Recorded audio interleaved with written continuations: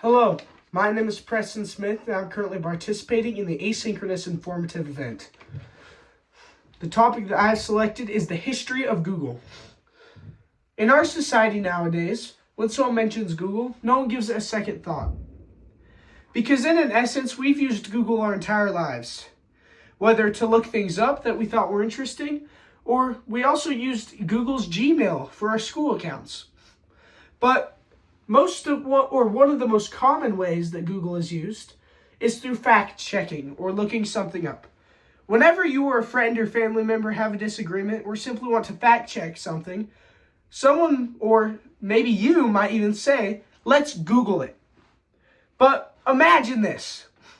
If you were using the internet 29 years ago, and believe me, not very many people were, you could say, let's back rub it. Because in reality, before Google became Google, its name was Backrub. And it lasted around a year before transitioning to Google. The name Backrub, or the first name of Google, was originally from one of its main purposes, to rank and analyze websites based off of their incoming backlinks. And using a search engine in 1996 could often look like this. Well, before we get too carried away, let's get into the story of how Google, or Backrub in this case, was founded. It all started in California, like many bright inventions do, with two young and immature college students. They were students at Stanford University. Well, first we should go and get into their names. Their names were Sergey Brin and Larry Page. They'd been roommates, they'd been friends, and they'd taken many classes together. And while in their academic studies, they really realized the importance of using college citations on English papers, or just college papers in general. And according to Fido, quote, they created PageRank based on the same notion, where one can estimate the importance of a website based on its incoming links. They created a search engine with PageRank as the backbone, end quote. Now, to put this in simple terms, PageRank is the system that Google uses. They use this to rearrange and sort all the different websites on the entire internet in order of relevance to your search. They eliminate many, and they do it within a second, where instead, before Google and many other search engines, we would have to put in www.imbored or www.letter number. You'd have to go on the entire link by hand, typing it. And if you got one wrong, you would have to go find out what your mistake was and correct it. And that worked for a little bit, or it didn't really work at all. So what Google does is you can just type in anything. Dog memes, conspiracy theories, history. And you can research almost anything that you go on a tangent on.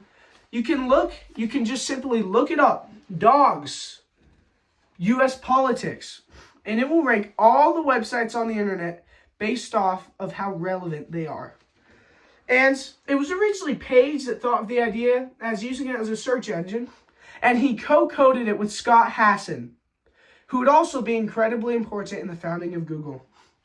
They housed the first Google computer, which was 4 hard drives put in a box of Legos, or a box made out of Legos so that it could ventilate properly. And it was a year later that they renamed it to Google. In this case, Google is a misspelling of the number Google, which is 1 with 100 zeros after it. And some thought it was better sounding, but it also better suited their purpose, to organize near infinite amounts of information on the World Wide Web. Now, originally, just like most business individuals or owners or entrepreneurs, they have an idea and they want to put the idea into action. And then once they do it, they want to sell it.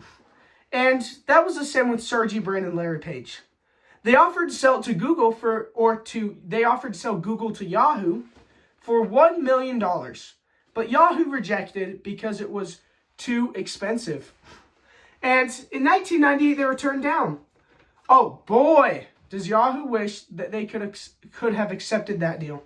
Now, Google was originally working on Stanford's IT servers, but it regularly overloaded the servers because the high use, and they essentially got booted out by the IT department. They then moved Google into the garage of one of their future employees.